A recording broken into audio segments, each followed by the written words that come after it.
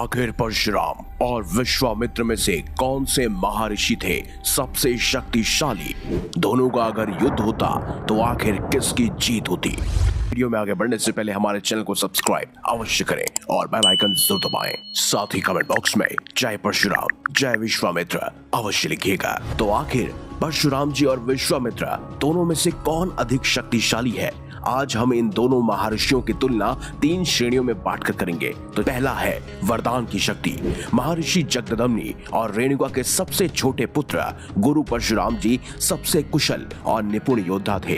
परशुराम जी महादेव के परम भक्त थे। परशुराम जी को महादेव से कल्प युग तक चिरंजीवी होने का वरदान भी स्वयं भगवान शिव ने ही दिया और परशुराम जी के होने का प्रमाण सतयुग, त्रेता युग और द्वापर युग में भी मिलता है। और इसके अलावा परशुराम जी को अपने पिताजी से प्रत्येक युद्ध को जीतने के विजय प्राप्त करने का वरदान भी मिला हुआ है।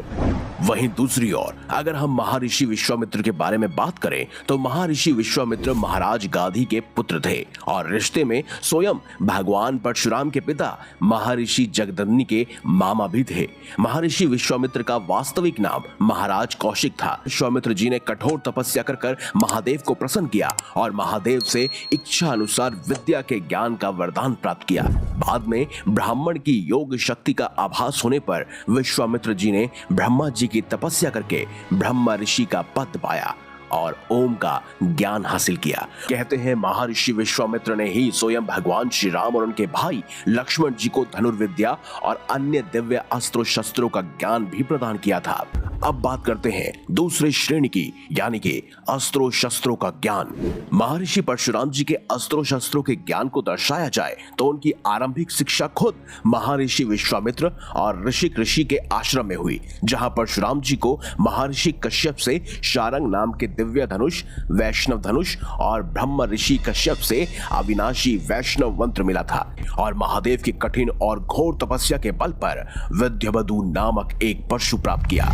इनके अलावा परशुराम जी को त्रिलोक के विजय कवच, स्तंभराज, स्त्रोत मंत्र और कलतरु भी प्राप्त हुए थे। परशुराम जी ने ही द्वापर युग में भीष्म पितामह, कौरवों और पांडवों के गुरु महर्षि द्रोणाचार्य और कर्ण को भी शिक्षा दी थी और उनके पास कई शक्तिशाली अस्त्र जैसे ब्रह्मांडास्त्र, वैष्णव अस्त्र, पशुपतास्त्र सहित कई सारे देवताओं के दिव्य अस्त्र शस्त्र और महादेव का विजय धनुष कमान भी मौजूद था। वहीं अगर विश्वामित्र जी के बारे में बात की जाए तो रामायण के अनुसार भगवान श्री राम को अस्त्रों शस्त्रों के ज्ञान के साथ उनके सभी दिव्यास्त्र भी स्वयं ऋषि विश्वामित्र ने ही प्रदान किए थे।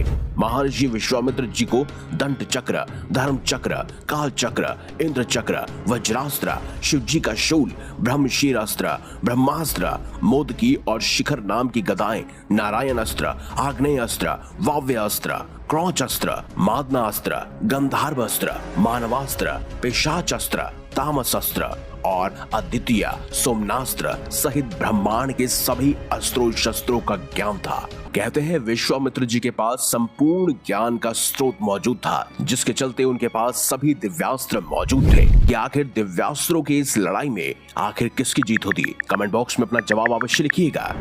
अब बात करते हैं तीसरी और आखिरी श्रेणी, यानी कि युद्धों में भागीदारी। एक बार परशुराम जी कैलाश पर्वत पर महादेव के दर्शन करने गए तो गणेश जी ने उन्हें महादेव के दर्शन करने से रोक लिया, जिससे क्रोधित होकर परशुराम जी ने गणेश जी का एक दांत तोड़ दिया। इसके अलावा परशुराम जी ने एक बार महादेव के साथ भी युद्ध लड़ा, जिसमें परशुराम जी की जीत हुई थी और इससे प्रसन्न होकर महादेव ने उन्हें परशु भेंट किया था। परशुराम जी ने अपने ही शिष्य भीष्म पितामह के साथ भी युद्ध लड़ा था, लेकिन 23 दिनों तक घमासान युद्ध के बाद भी परशुराम जी भीष्म पितामह को उनकी इच्छा मृत्यु के वरदान की वजह से हरा नहीं पाए।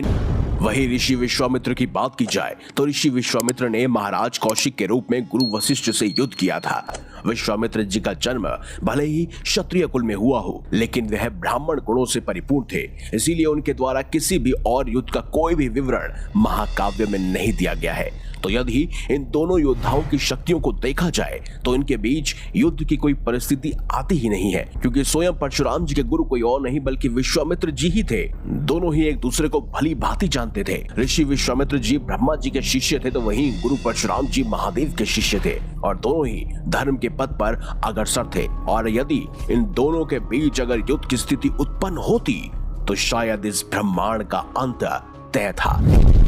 आप हमें कमेंट बॉक्स में अवश्य बताइए इन दोनों में से अधिक शक्तिशाली आपकी नजरों में कौन है। और अगर ज्ञान से भरी हुई वीडियो आपको अच्छी लगी है तो इस वीडियो को लाइक कीजिए, हमारे चैनल को सब्सक्राइब कीजिए और ज्यादा से ज्यादा शेयर भी कीजिए।